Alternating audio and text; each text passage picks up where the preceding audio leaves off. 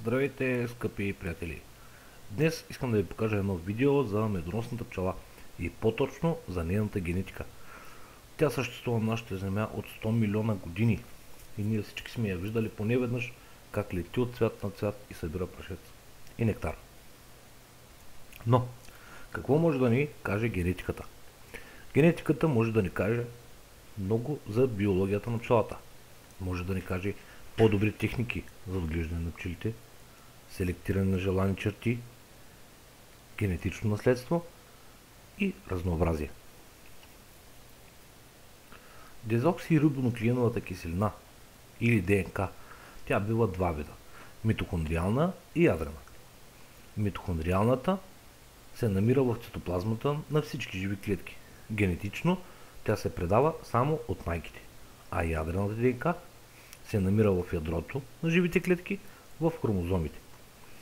Наследява се от двата родителя. Гените са специфични региони на хромозомата, които съдържат информацията. И да надникнем в гените на пчелата. Женските пчели имат 16 двойки хромозоми, 32 общо. Една двойка отговарят за пола, те са полови хромозоми. Ето една двойка, които са половите хромозоми, в нея с червен и жълт цвят са показани алелите, половите алели, които отговарят за пола. Генетични разновидности. Майката е диплоиден организъм. Какво значи диплоиден? Тя има 16 двойки хромозоми, общо 32, от които 2 са полови хромозоми. Търтият е хаплоиден. 16 хромозоми. Майката има 16 двойки, търтия има 16. Той е хаплоиден. Пчелата, работничка, също е диплоиден. Женските организми са диплоидни, мъжките са хаплоидни. Така. Генетика при размножаването. Ако тази майка е излетяла и се е оплодила с неопределен брой търти до 15 и е напълнила сперматиката с сперматозоиди от 4 до 7 милиона. Така, в нейната сперматика ще има едно разнообразие от сперматозоиди, които тук са показани в цветове. За всеки търти определен цвят. Зелен, син, розов, светлосин, сив и червен. Това води до подсемейство в колонията, което ще рече: ако майката пусне и оплоди едно яйце с сперматозоид от розовия търти, от него ще се излюпи пчела работничка, която ще носи жълтия ген от майката и розовия от бащата. Ако тя снесе яйце с червения ген и го оплоди с сперматозоид от розовия търти, оттам ще се излюпи работничка с червен ген от майката и розов от търтия. Същото важи за долните пчелички. Червено от майката, синьо от бащата. Червено от майката, зелено от търтия. Жълто от майката, сиво от търтия. Светло-синьо от търтия, червено от майката.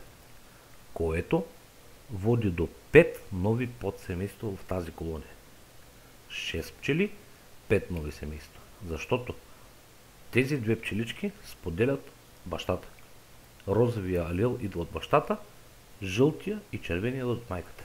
Другите пчелички, тази, втората, третата, четвъртата и петата, са от различни търти. 5 нови подсемейства в тази колония. Хаплодиплоид. Какво е хаплодиплоид? Това е организъм, при който жизненоспособен търти или мъжки индивид се излюпва от неоплодено яйце, а женски организъм се излюпва от оплодено яйце. Полоопределяне. Генетично. ако яйцето е хетерозиготно, което значи с различни полови алели на ниво полов локус, се превръща в женски организъм. Различни алели. Ако яйцето е хомозиготно с еднакви алели, еднакви на цвят, на ниво полов локус, индивидът ще бъде диплоиден търтей, който е нежизнеспособен и ще бъде изяден от работничките. Ако яйцето е неоплодено, хаплоидно, индивидът ще бъде жизнеспособен хаплоиден търтей. Хаплоиден означава с един полов алел. Така, полуопределение. Ето тук имаме една красива майка, която носи синия и жълтия полов алел. Ако тази майка снесе неоплодени яйца, от нея биха се излюпили жизнеспособен търтей, който носи синия алел, и жизнеспособен търтей, който носи жълтия алел. Обаче ако тя полети и се оплоди с ето този търтей, който носи жълт полов алел, и реши да предаде на яйцето нейния жълт и вземе от сперматозоида неговия жълт алел, от него би се родил диплоиден търтей, който е нежизнеспособен и ще бъде изяден от работничките още в зародиш.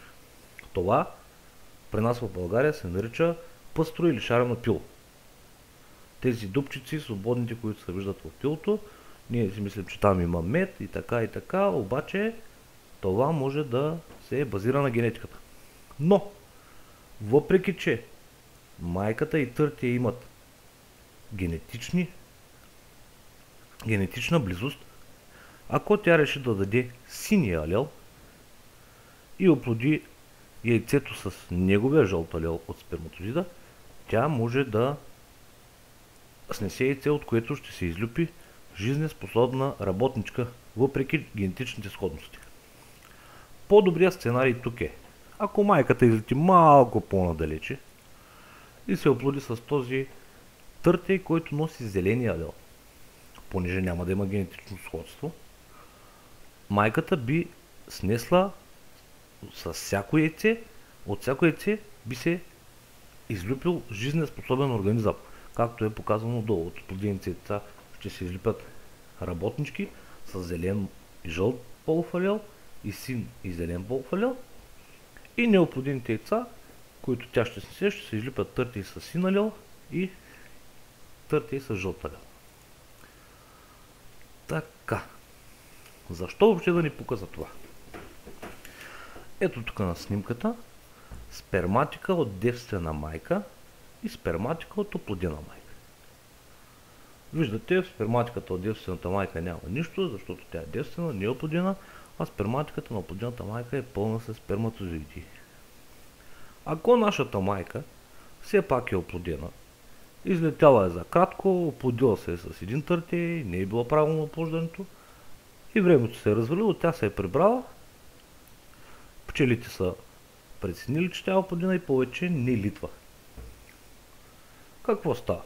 Сперматозидите почват да намаляват, люпи се работническа пчела, но търтейното пило е в повече. Какво става? Тази майка е некачествена. Ако те не я сменят, а ние сме наясно с генетиката на пчелата, можем да преценим да премахнем майката. Може майката да излети и въобще да не се оплоди, или въобще да не излети да се оплоди, тогава ще има много търтево пило. Ние тук го наричаме тартовка и почваме да тръскаме пчелите на белия чершав. Но може майката просто да не се е оплодила, да я премахнем, да предадем пило и да спасим семейството. Затова е важно да се знае генетиката. При добри техники за отглеждане на пчелите може да получим добри резултати. Така казахме защо въобще да ни пука. Шарено пъстро пило, това е символ на inbreeding.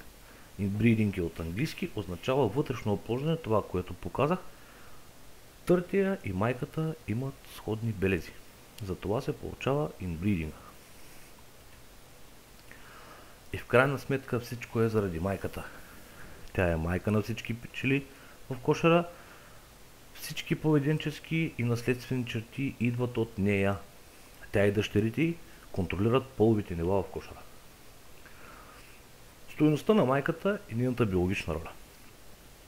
Майката определя стойността и качеството на цялата колония, защото тя снася яйцата, тя отделя феромони, движещи колонията. Майките играят основна роля в цялото семейство. Затова условията, в които майките са подбрани, са от най-голяма важност.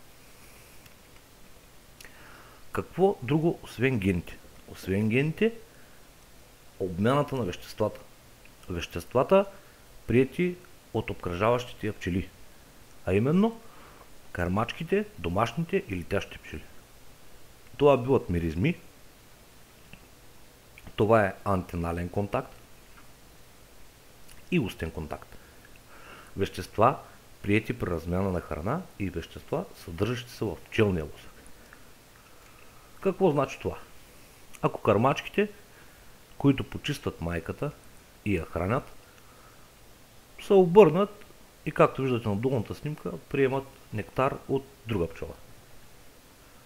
Тази пчела приема информация от майката и я предава на другите пчели, като приема от тях нектара.